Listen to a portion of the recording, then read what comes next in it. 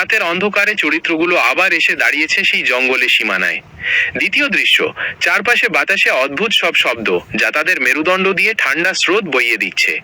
তৃতীয় দৃশ্য, হঠাৎ করেই তারা দেখতে পায় একটা অজানা সংকেত তাদের সামনে জ্বলজ্বল করছে, যা কিসের বিপদের বার্তা বহন করছে বলে মনে হচ্ছে। চতুর্থ দৃশ্য, এই সংকেতে পিছু নিতে গিয়ে তারা যেন আরো গভীরে হারিয়ে যাচ্ছে, চারপাশ যেন এক অদ্ভুত আলোয় ঢাকা। পঞ্চম দৃশ্য, চরিত্রদের মধ্যে শুরু হয় বিভ্রান্তি, অবিশ্বাসের সুর একে অপরের প্রতি, প্রতিটি পদে যেন বিপদ। ষষ্ঠ দৃশ্য, হঠাৎ করেই অদৃশ্য কোনো শত্রুর আক্রমণ যা তাদের যুদ্ধের জন্য প্রস্তুত করে তোলে। সপ্তম দৃশ্য, লড়াইয়ের চরম মুহূর্তে তারা একে অপরকে রক্ষা করতে মরিয়া হয়ে ওঠে। অষ্টম দৃশ্য, লড়াইয়ের মাঝপথেই কোনো একজনের আঘাত পাওয়া দলের মধ্যে আতঙ্ক সৃষ্টি করে।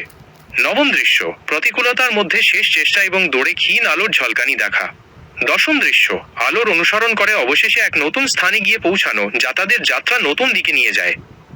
নতুন স্থানে পৌঁছানোর পর তারা বুঝতে পারে যে তারা এক প্রাচীন রহস্যের ফাঁদে পড়েছে।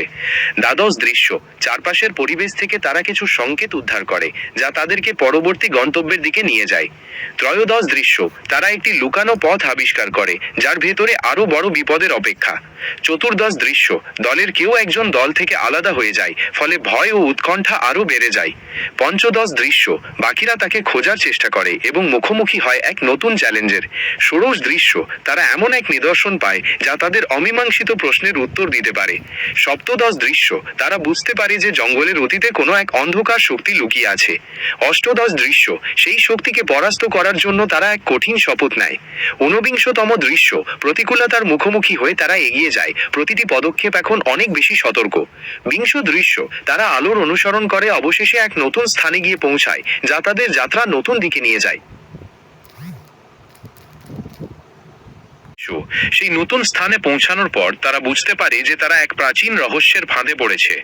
দ্বাবিংশ দৃশ্য, চারপাশের পরিবেশ থেকে তারা কিছু সংকেত উদ্ধার করে যা তাদেরকে পরবর্তী গন্তব্যের দিকে নিয়ে যায়। ত্রয়োদশ দৃশ্য, তারা একটি লুকানো পথ আবিষ্কার করে যার ভেতরে আরো বড় বিপদের অপেক্ষা। চতুর্দশ দৃশ্য, দলের কেউ একজন দল থেকে আলাদা হয়ে যায়, ফলে ভয় ও উৎকণ্ঠা আরো বেড়ে যায়। পঞ্চদশ দৃশ্য, বাকিরা তাকে খোঁজার চেষ্টা করে এবং মুখোমুখি হওয়া এক নতুন চ্যালেঞ্জের। ষোড়শ দৃশ্য, তারা এমন এক নিদর্শন পায় যা তাদের অমীমাংসিত প্রশ্নের উত্তর দিতে পারে। সপ্তদশ দৃশ্য, তারা বুঝতে পারে যে জঙ্গলের অতীতে কোনো এক অন্ধকার শক্তি লুপ্ত আছে। অষ্টদশ দৃশ্য, সেই শক্তিকে পরাস্ত করার জন্য তারা এক কঠিন শপথ নেয়। ঊনবিংশতম দৃশ্য, প্রতিকূলতার মুখোমুখি হয়ে তারা এগিয়ে যায়, প্রতিটি পদক্ষেপ এখন অনেক বেশি সতর্ক। বিংশ দৃশ্য, তারা আলোর অনুসরণ করে অবশেষে এক নতুন স্থানে গিয়ে পৌঁছায় যা তাদের যাত্রা নতুন দিকে নিয়ে যায়।